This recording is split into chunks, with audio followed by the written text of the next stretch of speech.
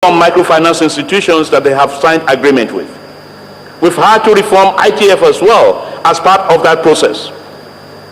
In addition to that, they have issues with market access. How do they get their products out to the market, and to whom? Locally and internationally. Locally, luckily we are working with the private sector. Quite a number of them, and most of them are in this room, have signed agreement or are discussing agreement with us to make SMEs part of their supply chain. That is one way a number of them are coming into the program. It's also a good time for the minister to tell everyone about the One Local Government, One Product program. We're going around the 774 local governments in this country. We're setting them into cooperatives of between 15 and 20 each. As of date, in the last 2 months, we have created 10,000 cooperatives in the country. And BOI is now funding them. It's looking at the business plan and funding them. My plan is that I want to create 50,000 of those every year. 50,000 at 20,000 means that a minimum direct employment of 1 million people per annum will be created by NEDEP. That is our goal and aspiration. Then it moves on to the Industrial Revolution Plan. The Industrial Revolution Plan is based on 3 principles. It's based on the principles that Nigeria must diversify its economy. Nigeria must diversify its sources of revenue.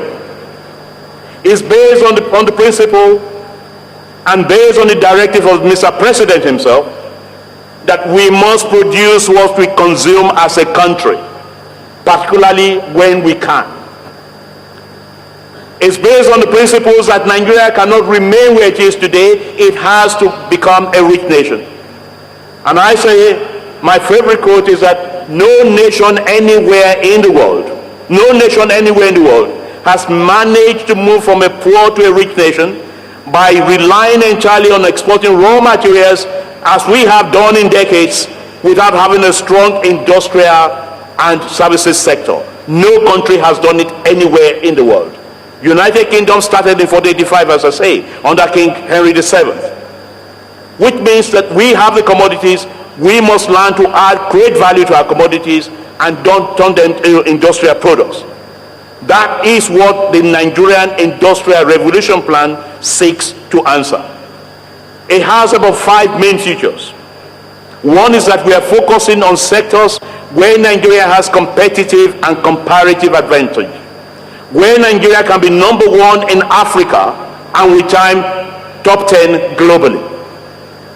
We can do it because, as I always say, we have done it in the cement sector, and we can always replicate our success in cement. When cement started, the people were complaining that the limestone was poor. We didn't have gypsum. We don't have power. But today, at least last year, we moved from a country that produced 2 million metric tons to a 28.5 million metric tons.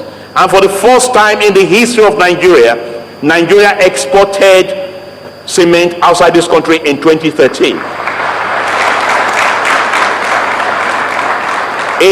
By the end of this year, we will have the capacity to produce 39 million metric tons in the country, and we will have one of, if not the largest cement producing plant in the world in Nigeria.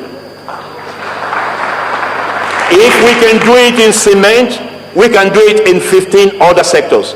That is what the Nigerian Industrial Revolution Plan seeks to achieve. Today, that sector supports about 1.6 million people. The second feature of the Industrial Revolution Plan is that it is holistic. It's the first time we'll have a holistic plan, meaning that it is not just, it's across the value chain.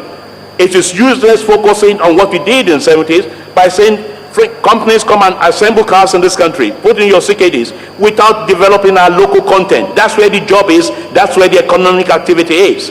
So when we talk about the auto policy today, it's not just manufacturing cars or producing spare parts. It is because I want to go from iron ore to metals, because I need the flashes. You saw some cars out there. We can do it because we have some of the best deposits of iron ore in the world in Nigeria.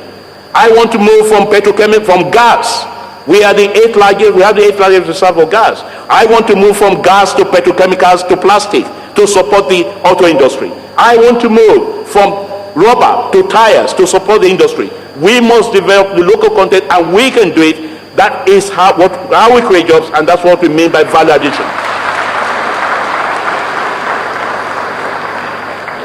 We describe this as holistic also because we intend to create industrial cities, industrial parks. Working with the state governors, they have a role in it. One example is what we're doing in Ogedengbe.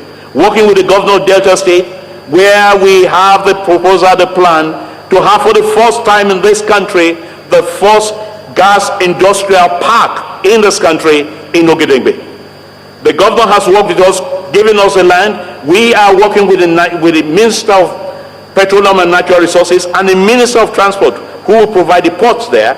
It will be the first, and the idea is to create a cluster around Ogedengbe where you produce your petrochemicals, your fertilizer, your methanol, but also clusters around it for pharmaceutical, chemical, and of course, plastic industry. So that in one location, you can find this, and we can be the #1 center in Africa if we do that. That is our aspiration. The third area of the plan is that it is integrated. I always crack a joke with my colleagues that I am joined at the waist with the Minister of Agriculture because I need agriculture to work for me to have my raw product. I'm joined at the waist with the Minister of Mines and Steel because I need industrial minerals for our industries to work. I'm joined at the waist with the Minister of Petroleum and Natural Resources because I need the crude oil, I need the gas for our industries to work. So we must work together as a team. We are one, as one. Concerned associations are delighted with these programs and pledge to contribute their quota. With the launching of the NEDEP program and the grassroots spread of NASME membership across the country, we are going to use our nationwide membership network to promote the ideas and the vision of NEDEP. One of the interesting components of NEDEP initiative is one local government, one product. There are 774 local governments in Nigeria, and this means that SME in each of 774 local governments will concentrate their productive activities in those activities that have what we call comparative and competitive advantage.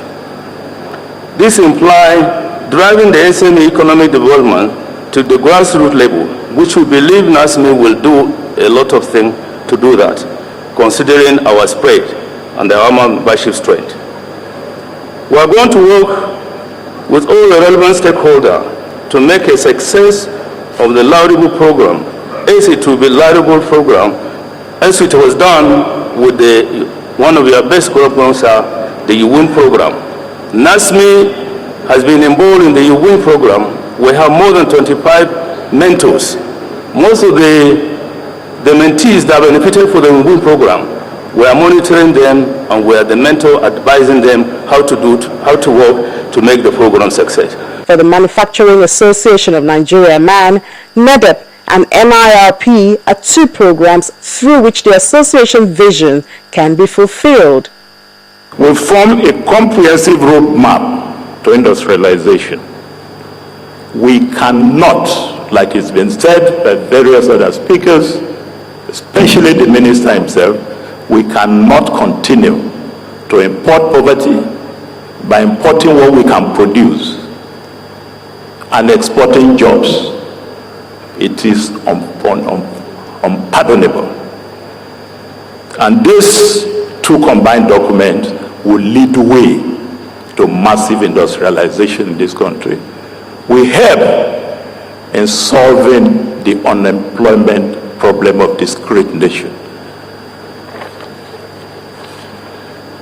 We are also reassured by the uniqueness of the plan as it is implanted with practical measures that will redress the infrastructure and policy constraints that militated against previous plans.